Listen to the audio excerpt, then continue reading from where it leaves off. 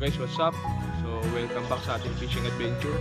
So nandito ngayon tayo sa Southern Leyte, Hinunangan. Time check 6 o'clock. So magta-try tayo mag-fishing. So check natin kung okay yung spot. Dati nakapunta na ako dito. So ngayon after 7 years, magta-try natin ulit. Kasama ko nga pala yung anak ko, si Brandon. Hey! So nga guys, so let's go! So guys, dito yung ano namin, tinutuloyan doon sa kabila.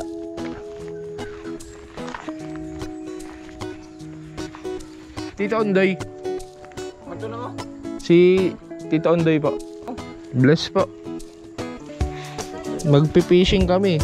Si Tito Ondoy, andun? Sige po. Tignan lang namin. Tignan namin kung nandun. Salubungin na lang namin. Po. Pasok tayo ng spot. Ito yung spot. Ito yung bridge nila. Yan Dito yung nakita ko pang mukhang dito. Yun ganda. Yan. Dito si Tito Ondoy. Huli ka na Meron na Ano? Dami na huli. May huli na? Saan? Dito. May namimingwit din? Ayun. Marami na Madami. Gising na sila? Di pa nga Tulog pa Dito try natin. Dati dito lang kami doon sa gilid. Punta roon. Dito na dilaw. Sa dulo? Okay Ang ganda talaga ng Leyte Welcome back sa Leyte. Ganda. Set up lang kami ng Tito Ondoy. Si Brandon kasi gusto na mag-fishing So magkakasa si Brandon. So guys, gagamit muna tayo ng sabiki. Kakagat dito. Ito yung tinatawag na guys anti-zero sabiki. So, ang ganda dito guys. So ito guys, ilog. Ayan, ilog yan. Tapos bale dugtong siya ng dagat. Ito yung pinakalabasan ng ilog yan. Tapos dagat na. So dito si Brandon nakapwesto. Gumagamit siya ng medium light. Tapos yung guys, yung paligid nito bundok. So kaya may kita nyo guys, nakapalibot yung mga puno. So pangalawang balik na namin dito last year, 2017 yata. Dito pa kami nakapesto nun. So ano palang gamit namin nun, yung weight and bait. So ngayon gagamit tayo ng lures. Gamit pala natin guys 10 feet. So mahaba-haba to, pang long cast. 10 feet na Immerbor. Yung breakdown sa Shopee, yung pangalan niya breakdown. Tapos 3 section. Tapos line natin 18 pounds na manipis na Sogi Liang, reel, Megatron 3000 series. Leader line natin yung lang to guys, ordinaryo na nylon. Okay, first cast. Yun. Walang umahabol dito Pag mahaba yung rad, ang layo Dito tayo sa gilid. Ingat lang sa sabit.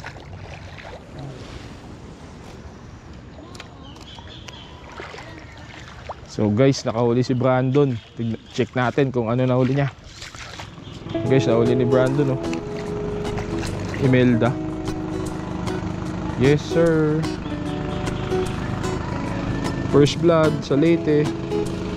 Ouch. Ow. Tayo mapagamit yung flies.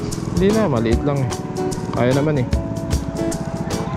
Uy, maliit pa Ikaw, banata mo. Okay na yan o release? Release na lang. Sige, release.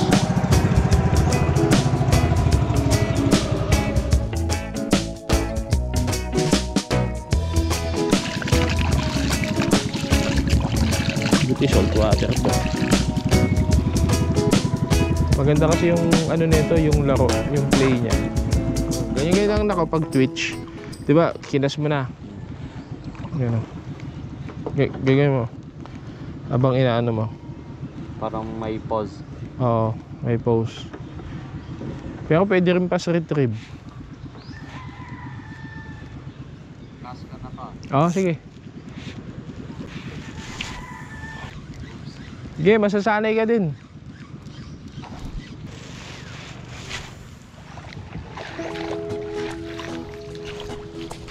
Kahuli ulit si Brandon.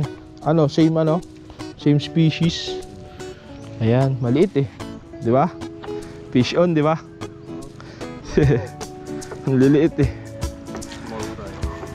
Nakakadalawa na si Brandon. Palit ako ng lure. Yung medyo matingkad.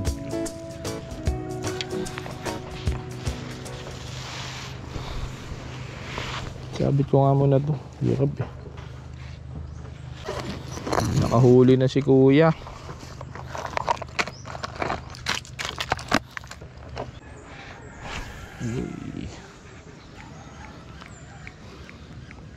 Baka sumabit sa puno ah. Check mo ah. Kapal eh.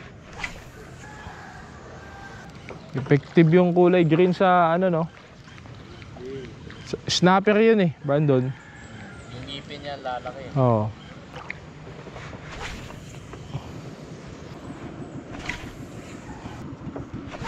Grouper.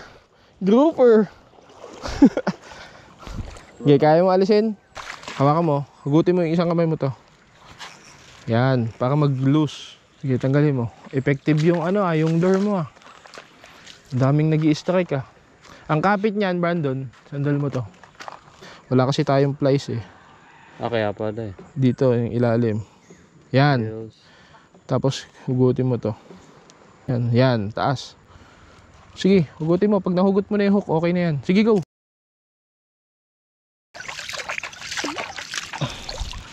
Yes, sir. Very good. Sige, ako wala pa ako nahuli. Kahit isa. Effective, no? Okay, gamit tayo ng jig. Gumamit na tayo ng lure kanina. Sa biki. Sa jig naman.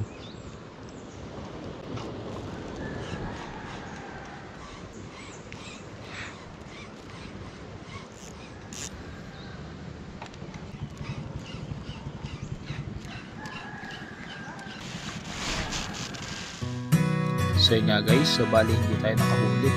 Si Brandon lang yung nakahuli. Isang lapu-lapu at saka dalawang snapper. So sakto lang yung size. So kinilisa lang din namin. Till next fishing adventure. Thank you for dropping by. Tight lines and fish on.